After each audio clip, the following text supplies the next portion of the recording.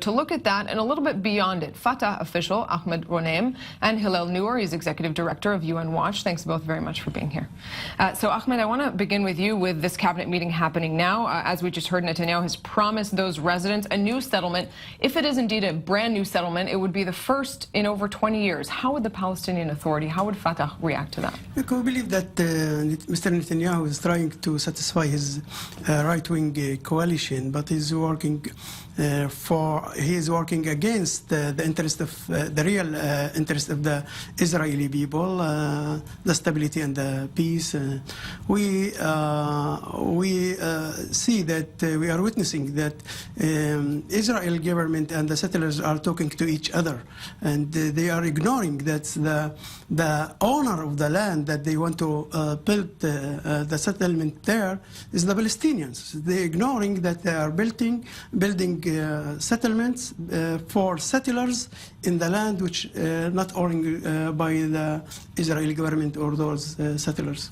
Hillel, briefly on that point, we see Netanyahu once again sort of stuck between the White House, which so far says hold back on settlements, and the right wing of his coalition. Do you have an inclination of which way he will go? Because so far it seems that the right wing holds a lot of sway. Yes, you're right. Those who speculated that Netanyahu might move to the center or left have been proven wrong. So far he's maintained a right-wing coalition.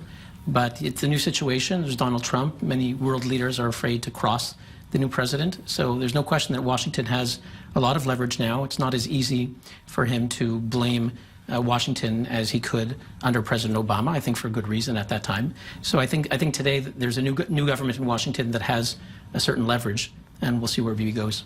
Ahmed, if we're looking at the international options, this is something we hear about a lot in this part of the world. We talk about a lot in Debrief. We have this question mark, this variable of Washington right now. But the Palestinian Authority, and Abbas specifically, has been making a lot of trips to Europe just over the last few weeks.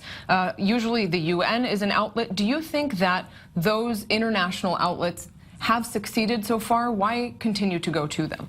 Yes, I believe we, the Palestinians, we are interested with the solutions through international conference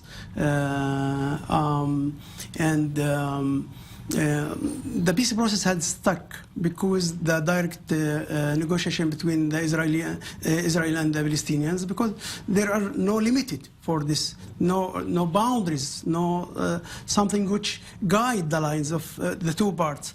We want the negotiation between Israel and Palestine to come back to the United Nations according to the United Nations resolutions.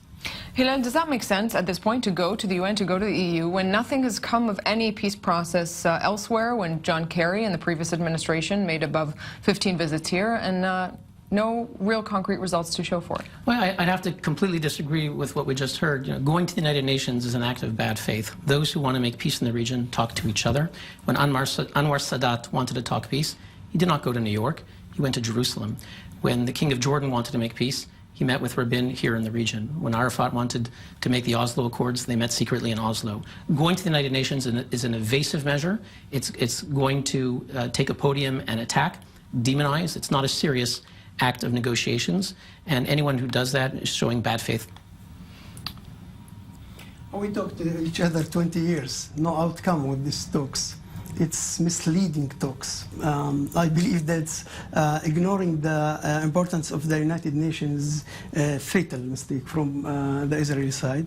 If the interest of the Israeli people themselves is the stability and security, and to protect the future, the Israeli people are supposed to decide if they want to continue with the settlers and the settlement activities, and to put us in front of one choice, apartheid or...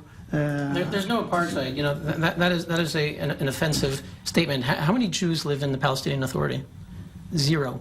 Zero Jews live in the Palestinian Authority, and Palestinian leaders have said they will never allow any Jews to live there. 700,000 settlers in West Bank. Yeah, there are Jews who live in the territories, but that's no thanks to the Palestinians. Under Palestinian rule, there are zero Jews. There are zero Jews in Gaza, just like there are zero Jews today in Syria, Iraq, Libya, Algeria, throughout the Middle East. The fact is, there are 1.5 million Arabs living in Israel who vote, who are elected. They left the Arab countries by themselves. No, they did not leave. Don't blame the Palestinians for your catastrophe. We'll blame the Arab countries. We'll blame the Arab countries. We'll blame the Arab countries who promoted it. We are not the part who caused the catastrophe of the Jewish people. You don't let the Palestinians. The Jews did not leave the Arab lands. They left by themselves. They left because they were chased out. They forced to leave Iraq and Egypt by attacks which are doing by banned from Israel, from the Jewish themselves. They attacked some of the Knesset.